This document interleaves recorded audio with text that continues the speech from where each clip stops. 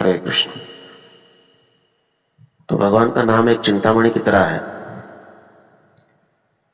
चिंतामणि उस पत्थर को कहते हैं जिसके पास आपने केवल चिंता व्यक्त की या चिंतन किया तो आपके चिंतन को जानकर पूरा कर देता है। चिंतामणि से मांगने की आवश्यकता नहीं होती है। तो उस प्रकार भगवान का नाम ये एक चिंतामणि रस विग्रह है।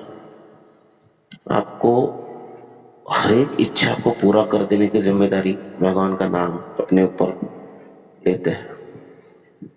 तो नाम प्रभु जो है ये हमारे हृदय को शोधन करते करते हमारे मन की इच्छाओं को पूर्ण करते हैं। वो सब कुछ कर सकते हैं अलावा वैष्णव अपराध के शोधन। वैष्णव अपराध का शोधन ये नाम प्रभु के द्वारा नहीं किया जा सकता।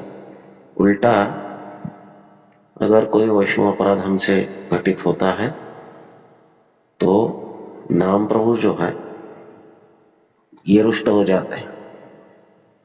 जब मैं नाम प्रभु कहता हूं तो भगवान का नाम एक शब्द ही केवल नहीं है, वो एक विग्रह है, चैतन्य रस विग्रह।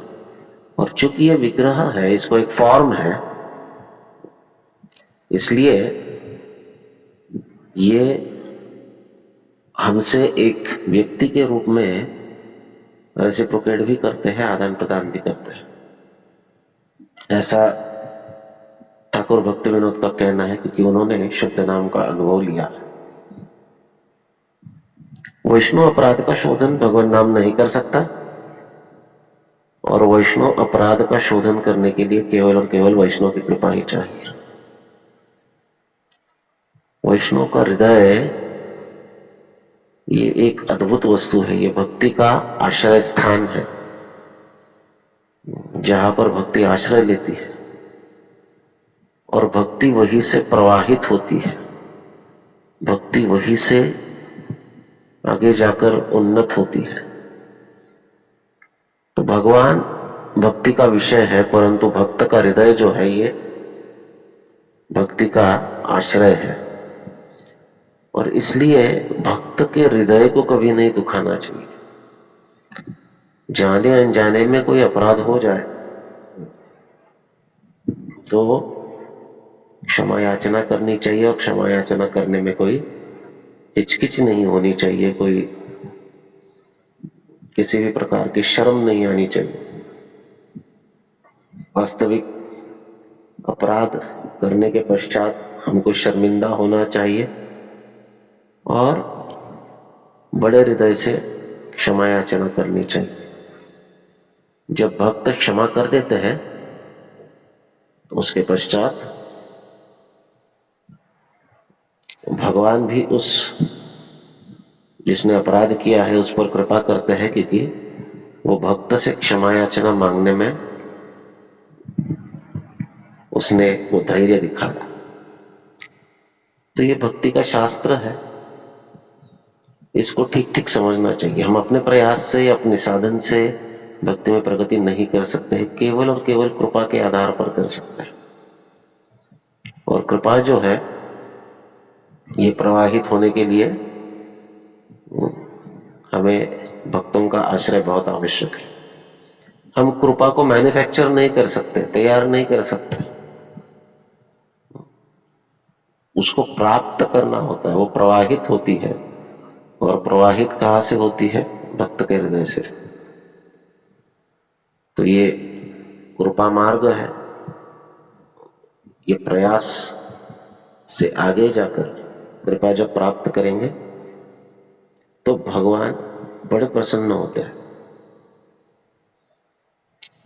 दुर्वासा को कहते समय भगवान ने एक बहुत अद्भुत बात कही। विष्णु चक्रवर्ती पाद कहते हैं कि ये दया, करुणा, कृपा ये मेरे गुण है ही नहीं, ये तो मेरे भक्तों के गुण है। और चूंकि मेरा हृदय उनके पास है इसलिए मैं उन गुणों से ग्रस्त हुआ हूं, तब जाकर मैं कृपा करता हूं, करुणा करता हूं।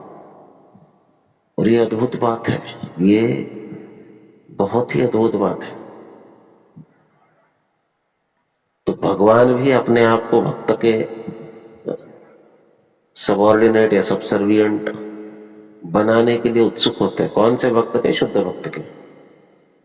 थोड़ी बहुत साधन करके हम सोचेंगे भगवान हमारे नौकर बन गए, ऐसा नहीं होता है। एक शुद्ध भक्त का भगवान के साथ अलग संबंध होता है। भक्त भगवान की सदैव सेवा करना चाहता है और भगवान जो है भक्त के इस भक्ति से प्रसन्न होकर अपने आप को ही दे देते हैं। और जब वो अपने आप को देते हैं तो वो भक्त की इच्छा से कार्य करने लगता है। ये अद्भुत संबंध है। ये संबंध में हमको अपने आप को जोड़ना चाहिए और इसलिए हमको शुद्ध भक्ति के मार्ग पर आगे बढ़ना है। और शुद्ध भक्ति का मार्ग जो है वो इन्हीं गलियारों से होकर निकलता है, जहां पर विनम्रता, सहनशीलता, भगवान की सेवा के लिए खुद को प्रस्तुत करना और वैष्णवों को संतुष्ट करने की जो भी चेष्टा बन पड़े या आवश्यक हो उसे करना। इन मार्गों से गुजर कर ही शुद्ध भक्ति प्राप्त की जा सकती है। जब शुद्ध भक्ति प्राप्त होगी तो भगवान बड़े प्रसन्न होते हैं और भक्त को अपने आप को दे देते हैं। हरे कृष्ण।